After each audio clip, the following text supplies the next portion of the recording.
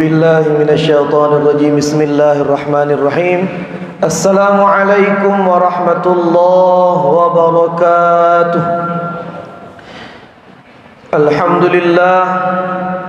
الحمد لله الكريم الوهاب هازم الأحزاب ومنسي السحاب ومرسل الحباب ومنزل الكتاب في حوادث مختلفة الأسباب وأنزله مفرق النجوم وأودعه أحكامه وعلومه وصراطا مستقيما وبحمده الذي قيوم السماوات والأرضين مدبر الخلائق أجمعين لهدايتهم وبيان شرائع الدين بالدلائل القطعية وواضحات البراهين نحمده على جميع نعمه ونسأله من فضله وكرمه وأشهد أن سيدنا وحبيبنا وعظيمنا وأفضل خلق الله كلهم محمدا عبده ورسوله صفيه وخليله المكرم بالقرآن العزيز المعجزة المستمرة على تعاقب السنين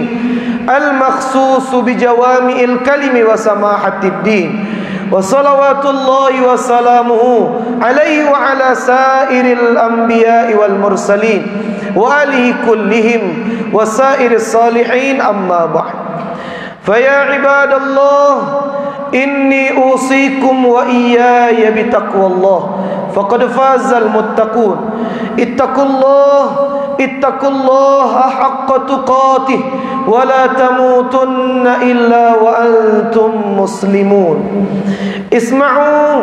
اسمعوا قول الله تعالى في كتابه العظيم وهو أصدق القائلين أعوذ بالله من الشيطان الرجيم بسم الله الرحمن الرحيم إنا أعطيناك الكوثر فصل لربك وانحر إن شانئك هو الأبتر صدق الله العظيم. Masyarul muslimin, jamaah Jumaah yang dimuliakan Allah Subhanahu wa taala. Setelah kita bersyukur kepada Allah Subhanahu wa taala dan berselawat kepada Nabi besar Muhammad sallallahu alaihi wasallam, khatib akan menyampaikan khutbah dengan judul serba-serbi di balik ibadah kurban. Masyarul muslimin, jamaah Jumaah yang dimuliakan Allah Subhanahu wa taala. Kurban secara berasal dari kata qarib, artinya dekat. Sedangkan secara istilah atau terminologi maknanya adalah sesuatu yang kita kurbankan melalui bahimatul an'am, binatang ternak, dengan tujuan taqarrub ila Allah jalla wa ala, dengan tujuan untuk mendekatkan diri kepada Allah Subhanahu wa taala. Kurban maknanya qarib, dekat, mendekatkan diri kepada Allah.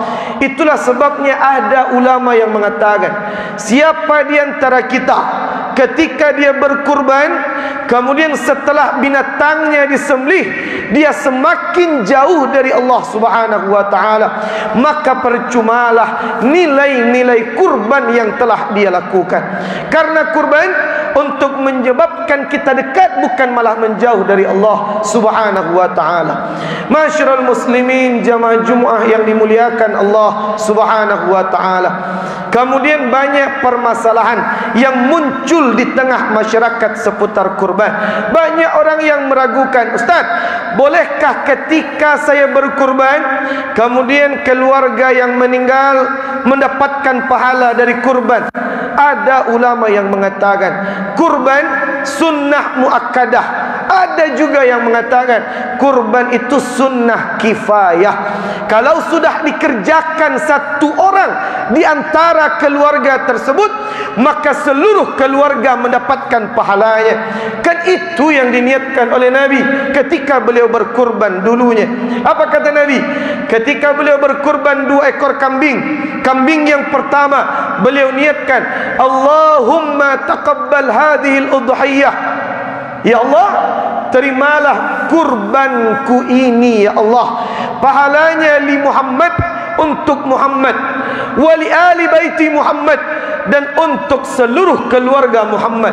Sedangkan daging yang kedua domba, kambing syah yang kedua. Beliau niatkan li ummati Muhammad, dan untuk umat Nabi Muhammad. Jadi ingat kaum muslimin yang dimuliakan oleh Allah, satu kambing saja maka pahalanya cukup kita kirimkan kepada seluruh keluarga kita yang hidup ataupun yang sudah meninggal. Banyak jamaah yang meragukan apakah pahala kurban jika kita niatkan kepada mereka yang sudah meninggal di antara keluarga kita sampai pahalanya atau tidak. Maka ingat kaum muslimin yang dimuliakan oleh Allah, ajma'al ulama wal fuqaha, sepakat para ulama, ahli fikih, ahli ilmu sepakat bahawa pahala sedekah, pahala kurban jika dikirimkan kepada orang yang meninggal sampai pahalanya. Bukankah ja'a rajulun ila Nabi sallallahu alaihi wasallam, salah seorang pemuda datang dan bertanya kepada Rasul sallallahu alaihi wasallam, ya Rasulullah, inna ummi qad matat, ibu saya meninggal, apakah saya bisa bersedekah kemudian mengirim pahala untuk beliau? Apa kata Nabi? Bersedekahlah engkau, dalam tanda kutip, pahala sedekah sampai untuk mereka yang sudah meninggal. Yang pertama yang ingin kami sampaikan kaum muslimin yang dimuliakan oleh Allah, ketika kita menyerahkan uang ataupun nanti ketika binatang kita disembelih, niatkan pahala kurban itu untuk diri kita sebagai ahlul kurban, orang yang berkurban, keluarga, anak cucu dan seluruh keluarga yang sudah dipanggil Allah Subhanahu wa taala. Masyarul muslimin, jamaah Jumat yang dimuliakan oleh Allah Subhanahu wa taala. Kemudian yang berikutnya ingin kami tegaskan adalah Islam itu rahmatan lil alamin, rahmat untuk sekalian alam. Laisa li an-nasi fahas, bukan cuma rahmat untuk manusia, melainkan tumbuh-tumbuhan, binatang, makhluk yang lain juga berhak mendapatkan rahmat di dalam Islam. Apa contohnya? Itulah sebabnya baginda Rasul sallallahu alaihi wasallam menganjurkan kepada jazar, orang yang tukang sembelih, ketika mereka menajamkan, mengasah pisau, jangan di depan binatang yang akan disembelih. Banyak orang dengan kurang ajarnya dengan binatang, walaupun tujuannya lahu, main-main, senda gurau, diambil pisaunya dengan asahan tadi, dia asah tepat persis di depan binatang. Entah apa tujuannya, namun satu hal yang penting, ini bukan akhlak yang diajarkan Islam. Kemudian yang kedua, baginda Rasul mengatakan, ketika kalian menyembelih binatang, binatang yang satu kalian sembelih, binatang yang lain jangan sampai melihatnya. Begitulah Islam menjaga agar sapi yang kita sembelih, kambing yang kita potong tidak stres sebelum mereka disembelih. Itulah Islam yang diajarkan kepada kita. Bahkan sunnah yang ketiga, para ulama mengatakan dalam adab-adab penyembelihan binatang kurban, baginda Rasul sallallahu alaihi wasallam juga dengan tegas mengatakan, apa kata Nabi? Bahwa sebaik-baik sembelihan adalah yang paling tajam pisaunya dan yang paling cepat proses penyembelihannya. Ketahuilah kaum muslimin, jamaah Jumat yang dimuliakan oleh Allah, momentumnya tepat. Mayoritas kita adalah laki-laki. Banyak mungkin di antara kita yang menyembelih binatang ternak. Dengarkan perintah baginda Rasul sallallahu alaihi wasallam.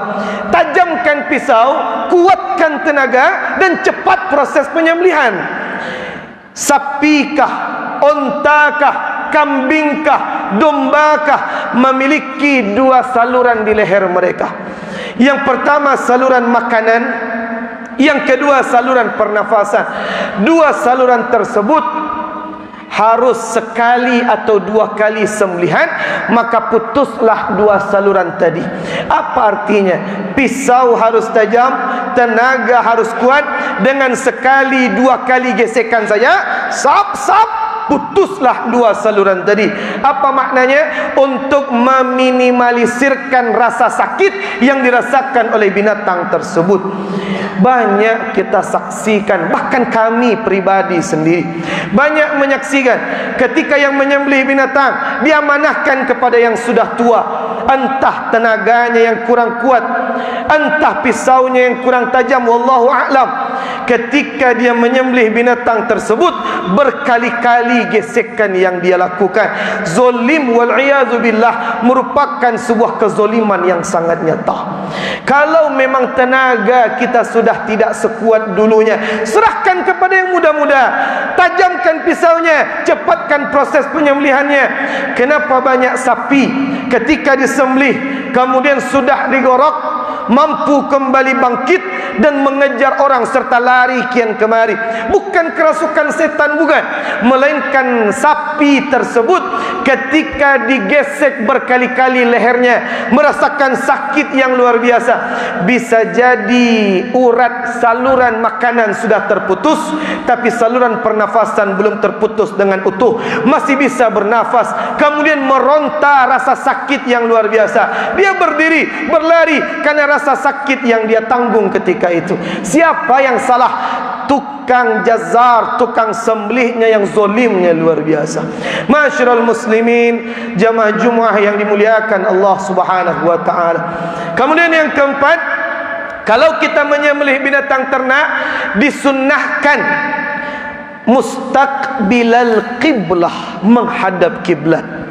Jadi sapi kah, kambing kah, domba kah, sebelum disembelih hadapkan ke kiblat. Ketika bagiannya sudah dicondongkan ke arah kiblat, bagian kepalanya, kakinya diikat, kemudian dihadapkan ke arah kiblat, otomatis mereka yang menjadi algojo tukang sembelih juga otomatis menghadap kiblat. Inilah sunnah yang dianjurkan baginda Rasul sallallahu alaihi wasallam.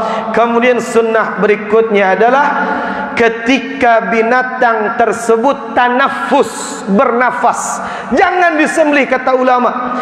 Ketika binatang tersebut bernafas, kemudian kita sembelih lehernya, maka udara akan tersimpan di dalam perut, darah tidak lancar memancar, dan daging akan cepat busuk.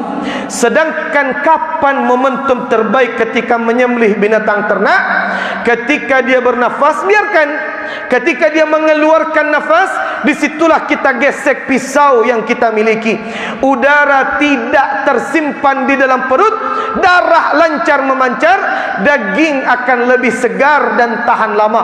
Inilah yang diaminkan oleh mereka yang ahli penyembelihan zaman ini. Sedangkan baginda Rasul 14 abad yang lalu sudah mewanti-wanti akan hal itu. Masyiral muslimin, jamaah Jumat yang dimuliakan oleh Allah Subhanahu wa taala. Kemudian berikutnya adalah banyak yang menyampaikan kepada masyarakat yang menakut-nakuti. Apa yang disampaikan? Bahwa siapapun yang menjadi peserta kurban tidak boleh memakan daging kurbannya lebih dari 3 hari.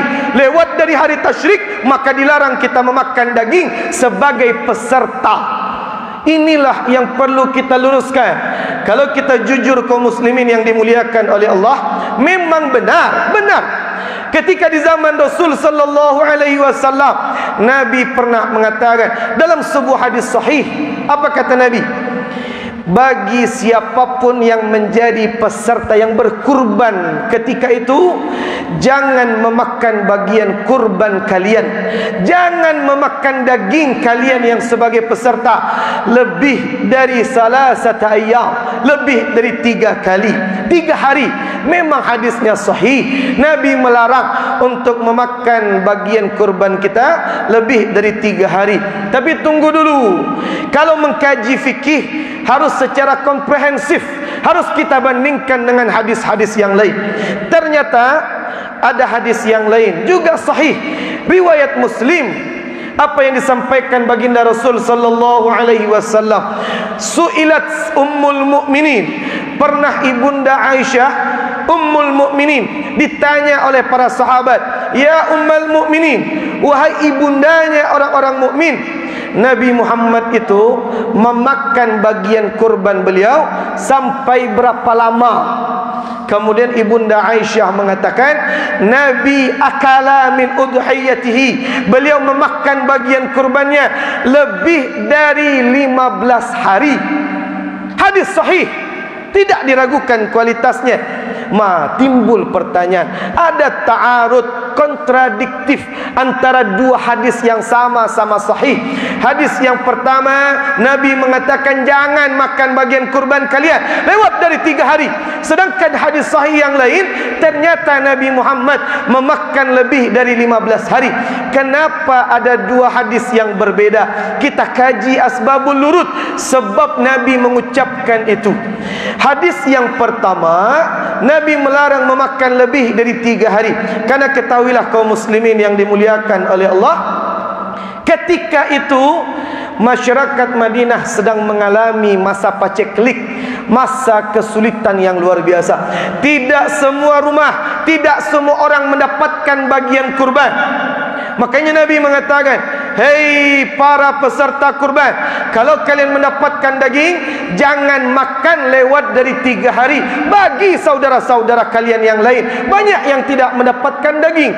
Namun ketika di tahun-tahun berikutnya, Nabi memakan bagian kurban beliau lewat dari 15 hari. Kenapa?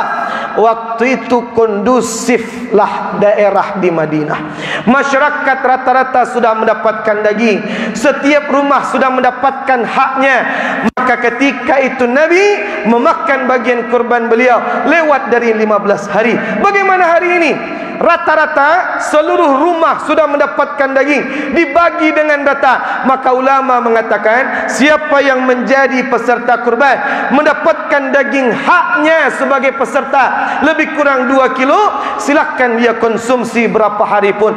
Letakkan di freezer, membeku, tahan lama, silakan, tidak ada masalah. Karena kondusif. Hari ini tidak sama dengan dulu di masa Nabi ketika masyarakat Madinah mengalami paceklik yang luar biasa. Masyarul muslimin, jamaah Jumu'ah yang dimuliakan Allah Subhanahu wa taala. Kemudian yang terakhir yang ingin khatib sampaikan adalah, karena waktu kita yang terbatas, tidak mungkin kita kaji seluruhnya. Cuman yang terakhir yang ingin khatib amanahkan adalah, sebelum binatang kita disembelih, bertawassullah dengan amal soleh kita, yaitu dengan kurban kita. Ustaz, maksud dari tawassul ini apa? Tawassul itu dari kata wasilah, perantara. Menjadikan amal soleh kita sebagai perantara untuk mendapatkan kebaikan dari Allah Subhanahu wa ta'ala. Bertawassul dengan amal soleh, seluruh ulama sepakat tentang kebolehannya. Bagaimana caranya? Ketika kita menyerahkan uang, atau hari ini, atau nanti sebelum binatang kita disembelih, tawassullah kita dengan kurban kita. Ya Allah, melalui kurban saya tahun ini, ya Allah, sehatkan diri saya, sehatkan keluarga saya, panjangkan umur hamba dalam kebaikan, ya Allah, luaskan rezeki hamba, dan hilangkan pandemi dari negeri yang hamba cintai, ya Allah. Dengan kurban kita, kita berdoa kepada Allah menjadikannya sebagai wasilah. Mudah-mudahan dengan ibadah amal soleh tersebut, permintaan kita cepat dikabulkan oleh Allah Subhanahu wa ta'ala. Fa'tabiru ya ulil absar la'allakum turhamun. Allahumma salli.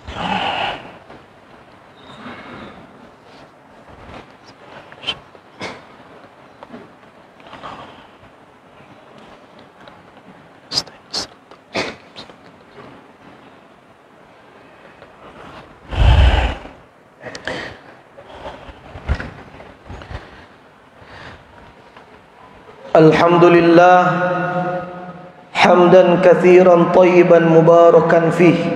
Asyhadu an la ilaha illallah wa asyhadu anna Muhammadan abduhu wa rasuluh.